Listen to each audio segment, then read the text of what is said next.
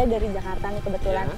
Lagi nyari apa pembibitan organik pembibitan apa sih pembuatan pupuk organik ya. iya di Oke, sini. boleh saya bantu nanti saya Iya. tunjukkan kepada yang sudah biasa membuat pupuk organik dan termasuk terbesar di wilayah Kecamatan ini. Salaman ini. Tapi ada yang lain ya, cuman ini yang paling besar. Ya, gitu. lainnya ada banyak. Di desa ini pun desa Pak Anto ada 2-3. Iya, udah boleh. Bapak tunjukin nggak ke boleh, tempatnya? mari saya antar ke rumah. Oke, makasih Pak ya. Ya. Tempat Pak Anto namanya ya? Iya, Pak Anto. Dia pengelola Kawung Agro Lestari. Oh iya. Yang mana ya Pak Antonya? Ini Pak Anto. Oh ini Pak Anto. Pak misi Pak. Iya.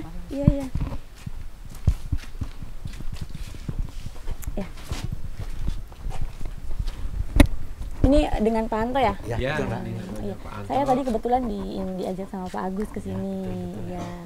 Nah Pak Agus kan selaku ini ya pengelola juga di sini ya Pak ya? Saya selaku penyuluh pertanian di wilayah Kecamatan Salaman. Ya memang tugas-tugas penyuluh pertanian itu kan mendampingi petani berkaitan dengan kegiatan aktivitas produksi baik itu tanaman pangan, tanaman buah-buahan dan sayuran. Nah Pak Anto ini salah satu petani dan pengusaha yang menonjol di wilayah Kecamatan Salaman dan mereka konsen bekerja sama dengan petani membantu kebutuhan petani berkaitan dengan kebutuhan pupuk baik itu pupuk organik padat maupun pupuk organik cair. Ya, jadi silakan bincang-bincang Mbak dengan Pak Anto ya kalau memang itu yang dicari Mbak ini tempatnya. Iya. Terima kasih loh Pak Agus sebelumnya ya. Jadi Bapak juga ikut memantau ya. Apa sih aktivitas Pak Anto di sini pembuatan pupuk ini apa ya? Kita sudah bisa bersama dengan Pak Anto. Manakala ada petani membutuhkan ya kita perkenalkan dengan produksi dari Pak Anto. Ya, berarti selaku penyuluhan pertanian peran Bapak juga cukup signifikan di sini ya Pak ya? Kita ikut memperkenalkan dan mendorong agar ke depan juga muncul Pak Anto yang lainnya. Iya, oke. Kalau seperti itu mungkin nanti saya akan berbincang lebih banyak sama Pak Anto ya Pak ya. Silakan. Terima kasih Pak Agus ya. Ya sama-sama. Saya tak melanjutkan tugas yang lain. Maaf ya Pak udah mengganggu waktunya ya Pak. Terima kasih banyak. Iya. Pak Agus atas kedatangannya. Iya. Pak Anto nih Pak. Maaf nih Pak ganggu waktunya ya Pak.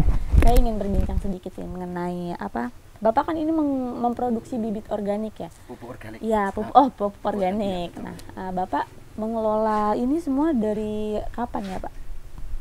Kami mulai berproses untuk pembuatan pupuk itu sudah mulai tahun 2012. Ya. Awal kami berproses pembuatan pupuk itu kami melihat keprihatinan petani.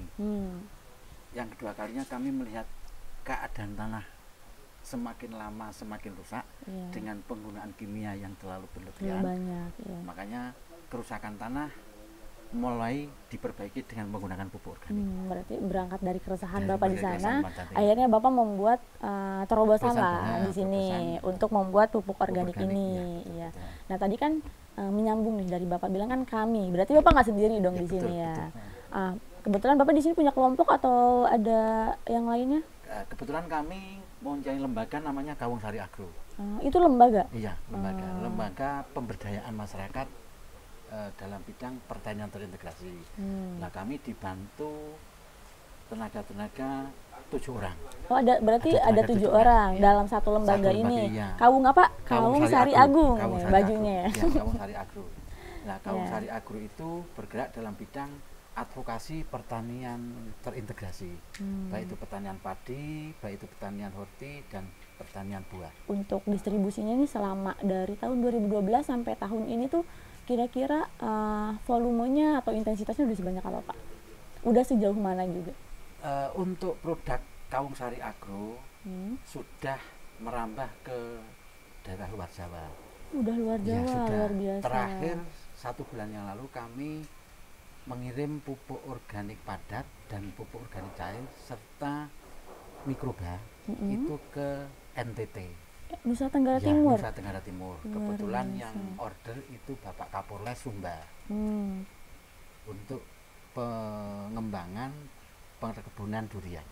Luar biasa. Berarti itu udah yang paling jauh tuh NTT. NTT ya. Yang paling jauh NTT. Ya. Tapi untuk daerah-daerah yang udah didistribusikan pupuk organik ini kemana aja Pak? Luar Jawanya itu daerahnya mana aja? Luar Jawa itu satu Pekanbaru Rumbai, yang kedua Nias, NTT, sama Kalimantan Timur. Udah Sampai luar Jawanya. Juga ya. Kalau untuk Jawa Barat itu Sukabumi sama Banten sama Lembang. Berarti pencapaiannya udah banyak juga ya Pak ya? Sudah, betul. Nah untuk ini kan bergerak di bidang di lembaga peradvokasian. Iya, peradvokasian. Nah itu tuh dari bidang tersebut Bapak udah merambah kemana aja gitu di sekitar sini juga mungkin sudah. Ada. Untuk daerah sini kami mencoba untuk pengembangan agrowisata edukasi wisata sawah yang ada di Swargabumi, dan kebetulan kami diangkat sebagai tim ahli Swargabumi, wisata sawah di Swargabumi. Iya. Dan kami mendampingi lahan punyaan Bu Kabid, Bu Ade Kuncorowati yang ada di daerah Ngetos sama Ngawen. Selama ini. Nah, ini menarik nih Pak, dari pencapaian Bapak, dari terobosan yang Bapak lakukan. Mungkin Bapak sebelumnya pernah belajar di bidang ini atau gimana? Nah, kebetulan kami dari alumni Universitas Sidar Magelang. Berarti Bapak kuliah juga sebelumnya? Saya dari alumni Universitas Magelang, saya mencoba bahwa hasil dari bangku kuliah itu saya praktekkan di lapang. Berarti jurusan Bapak pun ke sini pertanian? Ya, kebetulan kami jurusannya agronomi. Agronomi, berarti sangat berhubungan juga sama si pupuk organik ini ya. Betul. Berarti Bapak memanfaatkan apa yang udah Bapak dapat di bangku kuliah ke kerjaan Bapak sekarang. Ya. Jadi kami pengembangan di soft skillnya, bukan di teorinya. Iya. Berarti prakteknya dipraktekin sendiri gitu. Kalau di kampus kan kita cuma belajar aja ya. Dan kebetulan Kawung Sari Agro itu bergerak dalam bidang pembuatan pupuk padat, pembuatan pupuk cair. Ada 7 komponen. Kami mencoba untuk pertama bikin bakteri dulu. Yang kedua kami bikin bokasi atau kompos. Yang ketiga kami bikin pupuk organik cair vegetatif. Yang keempat kami bikin pupuk organik generatif, asam amino, pestisida nabati, jamu ternak. Itu ada 7 komponen produk dari Kawung Sari Agro tersebut.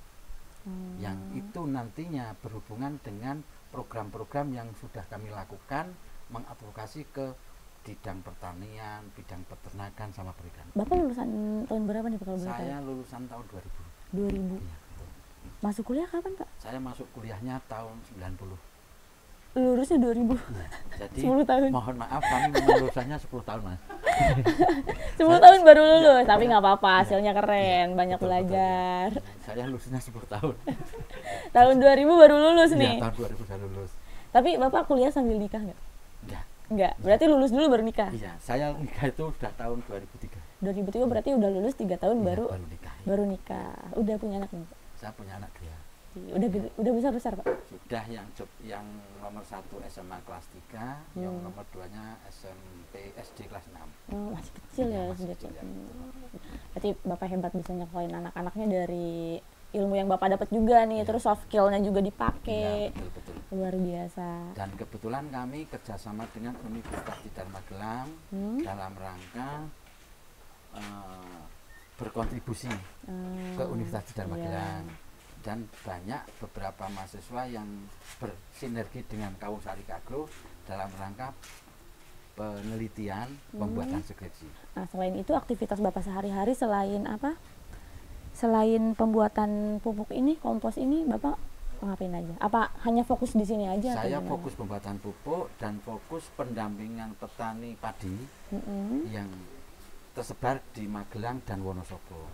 Dan kebetulan kami pengembangan pupuk ini sampai Wonosobo begitu juga. Terus yang kedua kalinya kami mencoba untuk memberikan pemahaman pola pertanian organik yang benar. Iya. Nah, selama ini pola-pola pertanian yang dilakukan petani yang ada di Magelang khususnya organik itu belum memahami peran pertanian organik yang benar semuanya. Iya, jadi Bapak mengasih itu. Nah, menyambung dari tadi Bapak bilang kan ada apa? Bapak bekerja sama dengan kampus nih. Berarti kan secara tidak langsung Bapak berhubungan langsung dengan anak-anak muda yang tertarik dengan pertanian gitu ya. Betul. Nah, sepanjang selama Bapak membimbing mereka, apakah ada nih 1 atau 2 orang petani milenial yang keluar dari sana, apa gimana Pak? Alhamdulillah akhir-akhir ini kami memang mencoba untuk mencetuskan ide petani milenial. Dan kebetulan hari ini pun kami mendatangkan petani milenial. Mereka bergerak di menanam apa Pak? Dia bertanam sayuran sistem hidroponik. Sistem hidroponik yang tanpa ini ya? Hidroponik itu tanpa media tanah. Ya, hidroponik itu tanpa media tanah. Kebetulan kami bekerjasama dengan ketua kelompok pemuda lain dusun itu pengembangan tanaman stroberi sistem organik. Iya. Yang punya yang dilakukan oleh anak muda itu. Yang punya Bapak Ahmad Nasir. Bapak Ahmad Nasir. Beliau yang mengelola kebun stroberi sistem organik. Iya. Beliau juga yang merangkul anak-anak muda untuk melakukan untuk pengembangan dan menciptakan petani milenialnya. Selama ini generasi petani itu semakin hilang. Iya, makanya kan sekarang tuh kayak anak muda tuh males ngapain sih bertani, kotor. Kotor. Kaki gue kotor, kotor gitu kan. Karena memang kebanyakan sekarang anak muda kan udah kenal sama gadget, apaan sih nih bertani ngapain bisa beli gitu kan. Sedangkan kan memang generasi petani ini emang harus continue kan. Masa iya sih kita harus ngandelin orang tua terus gitu. Nah, makanya Bapak luar biasa sih bisa menciptakan petani milenial. Dan kebetulan ini ada mahasiswa bimbingan Bapak? Mahasiswa kami yang hari ini datang. Iya. Hari ini ada datang 4 mahasiswa. Yang notabene-nya dia melakukan penelitian budidaya tanaman edamame, ada petanaman buncis. Kami mencoba mendampingi. Itu atas bimbingan Bapak? Atas bimbingan kami. Atau didampingi sama Bapak dengan menggunakan metode organik ini. Iya. Jadi semuanya alami tanpa kimia ya? Nah, selain Bapak membimbing nih mahasiswa tersebut, terus juga Bapak mengasih ilmu-ilmu ke petani di sini gitu. Nah, selain itu apa sih harapan Bapak atau cita-cita Bapak terhadap apa yang udah Bapak lakukan dengan pupuk kompos ini? Kami mencoba nanti ke depan petani itu sejahtera. Iya. Petani itu makmur, tidak ada intervensi dari luar. Saya mencoba nanti petani itu harus sejahtera, harus makmur. Dengan kemauannya sendiri. Iya. Jadi dengan pola pertanian organik, insya Allah ke depan petani itu sejahtera dan makmur dan sehat. Jadi bisa bikin pupuk sendiri, bisa bikin menjual produk sendiri, bisa menginovasi sendiri. Karena apa? Selama ini kemunduran petani yang kami pahami, petani-petani yang ada di tempat kami, mungkin di tempat luar daerah, itu tidak punya metode berkreasi dan berinovasi. Makanya pola-pola itu saya galakkan biar petani itu nanti maju, sejahtera dan mandiri. Nah, tadi kan Bapak sudah memaparkan beberapa pencapaian yang Bapak udah capai gitu selama dari tahun 2012 sampai tahun ini. Iya. Nah, selain mensejahterakan petani sekitar sini, kira-kira prestasi apa lagi sih yang pengen Bapak capai dengan banyak prestasi yang udah Bapak capai? Ya itu tadi. Kira-kira tujuan Bapak tuh apa hanya emang mutlak untuk mensejahterakan petani, atau juga Bapak ingin petani Indonesia semuanya bisa menggunakan metode yang Bapak lakukan sekarang? Pertama, petani biar makmur. Yang kedua, Kaum Sari Agro ada kemanfaatan di pertanian. Itu tujuan. Keren, niat yang sangat luar biasa. Iya. Biasanya kalau mahasiswa itu datangnya ke Bapak nih per minggu atau gimana? Nggak tentu. Kadang duduk. Permisi Pak. Mari. Ya, ini mahasiswa bimbingan Bapak ya? Iya. Kebetulan lagi diomongin nih panjang umur. Halo, kenalin. Saya Hafini dari Jakarta, lagi coba untuk tanya-tanya tentang metode ini pemupukan organik ini. Kalian mahasiswa ya? Iya. Perkenalkan kami dari itu. Iya. Ini kalian kesini untuk minta bimbingan? Iya, konsultasi mengenai masalah kompos organik. Ke Pak Agus ya? Oh ya udah, nanti aku sekalian ngikutin boleh ya? Boleh. Maaf nih ya, aku sekalian ngikutin deh, nggak apa-apa ya? Ini perkenalkan dulu, ini Ya. Mbak Titi. Terus ini Mas Jaki, ini Mas Raden, ini Mbak Nita. Hai semuanya, maaf nih aku jadi ngikutin kalian ya, nggak apa-apa ya aktivitasnya aku ganggu ya. Nah, sebelum nanti kita melangkah pembuatan kompos, kita terlebih dahulu kita bikin lihat pembuatan mikroba. Boleh, boleh. Karena awal kita kompos itu peran utamanya kita mikroba dulu. Nah, mari kita tunjukkan tempat pembuatan mikroba dulu. Mari. Semester berapa kalian? Semester 7. Lagi mau skripsi dong ya? Iya, ini karena mau skripsi jadi Oh, penelitiannya ke sini. dari sini tapi meminta bantuan Pak Agusnya buat membimbing kita membuat kompos ini. Oh, tapi nggak di sini penelitiannya. Cuman minta bimbingannya ke Pak Agus gitu. Oh, emang Pak Agus itu kerja sama sama kampus kalian ya? Apa gimana? Kebetulan Pak Agusnya sendiri dari universitas tidak juga, jadi kita minta bantuan supaya membimbing semua sahabat membuat komposnya. Jadi kan kalau skripsi dikerjakan sendiri itu kan pasti tidak bisa, harus ada bantuan. Dan kebetulan Pak Agus itu sudah tenaga terapi dari. Nah ini Mbak, ini tempat pembuatan mikroba. iya. Nah, bahan-bahan dari pembuatan mikroba itu ada namanya bakteri pengurai, bakteri penghancur, bakteri pemakan residu. Dari beberapa 3 bakteri itu ada namanya Azotobacter, ada Nitrobacter, ada bakteri penambat nitrogen, ada bakteri pelarut fosfat, ada Lactobacillus, ada amilum, amilase, dan bacillus. Nah, dari beberapa bakteri itu nanti akan berfungsi dan berperan dalam pembuatan kompos atau bokasi padat itu. Oh, berarti ini fermentasi di sini. Ini kami fermentasi. Kami fermentasi dengan bahan-bahan yang ada di sekitar kita. Dan jumlah bahan yang kita gunakan jumlahnya ada 60. Nah, kakak-kakak mahasiswa ini juga ikut ini, ikut membuat kompos ini. Iya, pembuatan bakteri ini. Dan ini tempat pembuatan bakteri, tempat pembuatan pupuk organik cair vegetatif, tempat pembuatan pupuk organik generatif, tempat pembuatan asam amino, tempat pembuatan pestisida nabati, tempat pembuatan jamu ternak. Karena program dari Kampung Sari Agro tersebut mengacu pada pertanian terintegrasi. Ya peternakan, ya perikanan, ya pertanian. Dan kami memang kerjasama dengan Universitas Negeri Tidar karena kami merasa lulusan Universitas Tidar Magelang dan kami harus berkontribusi dan kami membantu adik-adik alumni biar nanti bisa terjun langsung ke dunia pertanian. Nah, selama ini kendalanya kan apa? Untuk mengganti tampuk kepimpinan pertanian itu kan jarang. Nah, makanya kami mencoba bersinergi dengan mahasiswa biar nanti bisa terjun langsung menciptakan pekerjaan ya untuk sektor pertanian tersebut. Tuh, kalian belajar dari Pak Agus tuh. biar jadi petani milenial keren, sukses kayak Pak Agus ya kan. Dan kebetulan ini Mbak Titi pengajuan skripsi kami mencoba membantu pembuatan pupuknya dan pengajuan judulnya Mbak Titi. Judulnya apa Mbak Titi? Pengaruh dosis pupuk kambing dan juga pupuk organik cair terhadap pertumbuhan dan hasil tanaman kedelai. Keren, 2 variabel. Ya, edamame. Terus yang satu lagi Mbak Mita. Mbak Mita. Respon pengaruh pemberian kompos azola, azola mikrofila dan arang sengkap terhadap pertumbuhan dan hasil tanaman bawang merah. 2 faktor juga.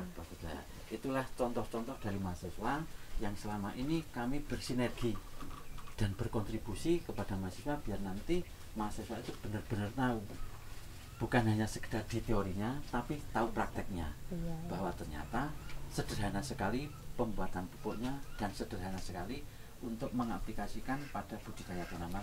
Intinya Bapak aware lah sama mahasiswa yang ada di sini ya Pak. Boleh keluar lagi nggak Pak? Biar lebih enak gitu, lebih terang ngobrolnya. Ayo Kak, duluan Kak.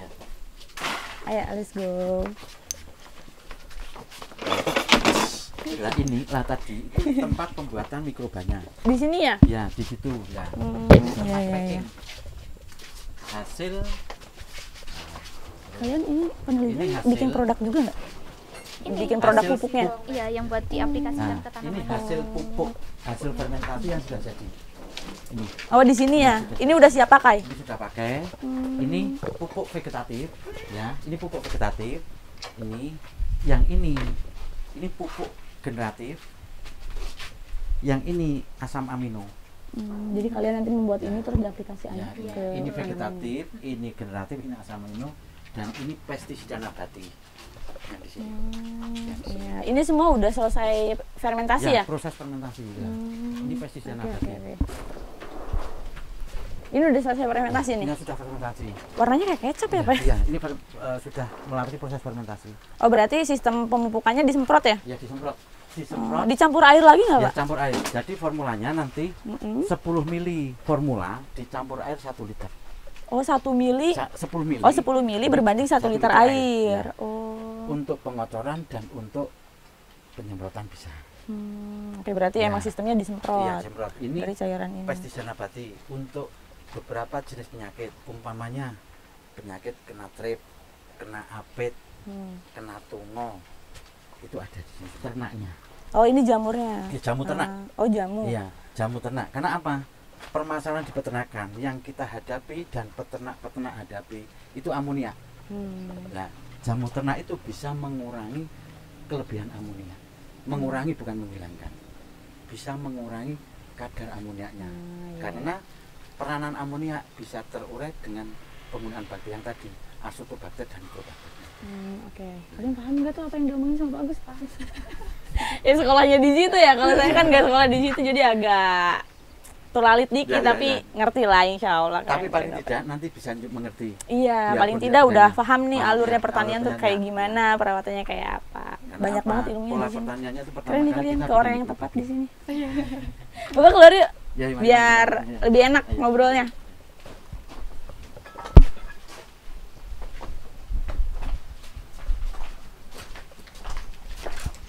Udah sore juga ya, Pak ya? Jadi ini kakak-kakak mahasiswa ini melakukan bimbingan di sini ya untuk skripsinya ya. Bapak yang memandu di sini. Iya, pasti memandu. Setelah pengajuan skripsi atau mengajukan judul itu biasanya belajar bersama di sini. Total ada hampir 47 mahasiswa di sini. Iya, di sini.